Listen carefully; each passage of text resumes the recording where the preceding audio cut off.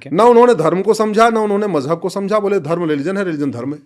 ये जो भूल हुई है, और ये भूल हमारे पूर्वजों में थी, ये भूल आज भी है। इसी को ठीक करने की कोशिश मैं कर रहा हूँ। आपने मुझे अवसर दिया है, मैं आशा करता हूँ ये वीडियो ज़्यादा से ज़्यादा तक जाएगा तो लोग इस पर समझेंगे। सो आप ये कह रहे हैं कि अगर कोई हिंदू धर्म को फॉलो करता है या सनातन धर्म को फॉलो करता है, वो अगर बाय चॉइस दूसरे मजहब में जाना चाहता है तो कॉन्स्टिट्यूशन इसकी परमिशन नहीं देता? नहीं देता, बिल्कुल नहीं देता। बाय चॉइस भी नहीं? इसीलिए नहीं, बाई चॉइस जाए, लेकिन बाई चॉइस जाएगा कहाँ? वहां जाएगा ना जहां, अगर वो वहां जा रहा है जो सबको एक बराबर नहीं मानता, तो बाई चॉइस भी नहीं जा सकता। ओके, सो फोर्स कन्वर्जन तो चलिए क्राइम है, या वो भी डिफाइन नहीं है क्राइम है? फोर्स कन्वर्जन भी, चूंकि हमने जो पार्लियामेंट में कानून बनाया उसमें तो हमने फोर्स कन्वर्जन को क्राइम डिक्लेयर नहीं किया। इसमें ऑफेंस रिलेटिंग टू रिलीजन तो है, लेकिन ऑफेंस रिलेटिंग टू कन्वर्जन नहीं है।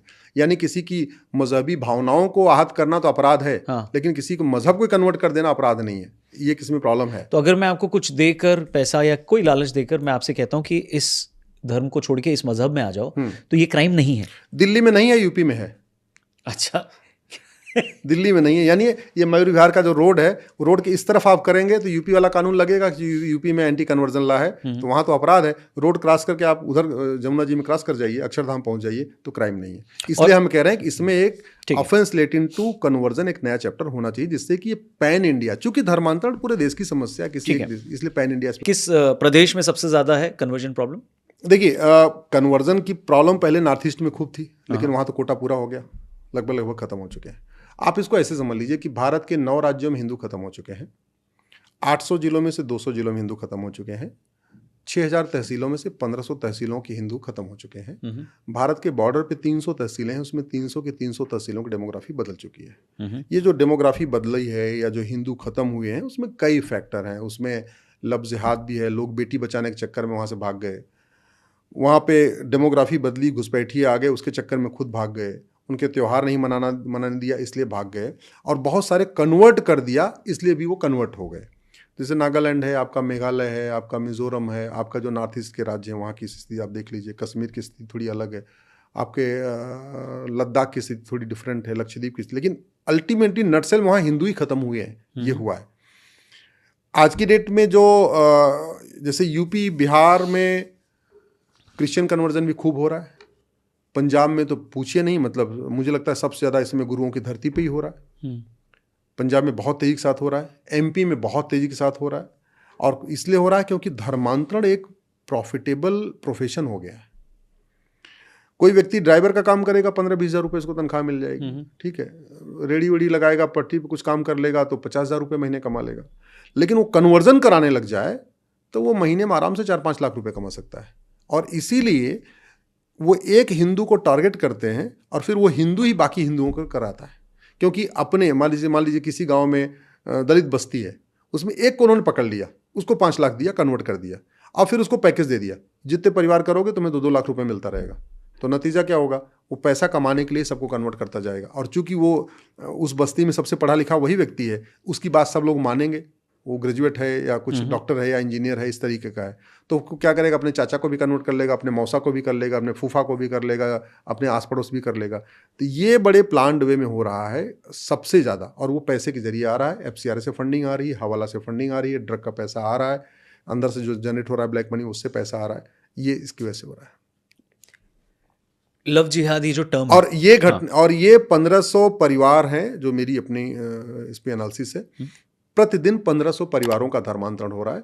1500 परिवार का मतलब एक आदमी में एवरेज 7 आदमी मान के चलिए, माता पिता पति पत्नी 2-3 बच्चे, 7 आदमी, यानी प्रतिदिन 10,000 हिंदुओं का धर्मांतरण हो रहा है। प्रतिदिन 10,000। किस मजहब में? इसमें 50-50 है, वो क्रिश्चियनिटी में ज़्यादा है, क्रिश्चियनिटी में ज़्यादा है। हाँ, और साइलेंटली हो रहा है, तरीके से हो रहा है। और इसकी यानी साल में 40 लाख हिंदुओं का धर्मांतरण हो रहा है। धर्मांतरण के एक बड़ा कारण हुआ जो इनके पास चर्च थे, इनके पास मिशनरीज थी, इनको ज़मीनें 99 ईयर की लीज पे दी गई थी, वो ज़मीनें वापस नहीं ली गई। अंग्रेजों ने 1894 में कानून बनाया, इसको लैंड एक्विजिशन एक्ट कहते हैं। उस जमीन से उन्होंने पूरे देश भर में सिविल लाइन बनाई। आप कई शहरों में सुनते हो ना, सिविल लाइन है यहाँ पे, वो सिविल लाइन अंग्रेजों ने बनाई थी। और वो सिविल लाइन का पर्पज ये था कि जमीन एक्वायर करके चर्च और मिशनरीज को स्टैब्लिश करना। इसलिए पूरे देश में जहां जहां सिविल लाइन है वहां की ज्यादातर जमीनों के मालिक चर्च और कॉन्वेंट मिशनरियां ऐसे हैं। हॉस्पिटल खोल दिया, ये कर दिया। उनकी 99 ईयर की लीज पूरी हो चुकी है, अब लीज पूरी हो गई है तो वो वहाँ की ज़मीन की प्लॉटिंग कर रहे हैं और सिविल लाइन की ज़मीन महंगी बिकती है। अब पता चला कि 2 बिस्वा ज़मीन सिविल लाइन के बेच दिया और जाके 2 एकड़ ज़मीन ले लिया। तो ये बड़े प्लांट वे में चल रहा है। तो जब तक आप उनकी ज़मीनें वापस नहीं लेंगे, भाई भारत में इस समय लगभग 100 लाख एकड़ ज़मीन पे कब्जा हो रखा है।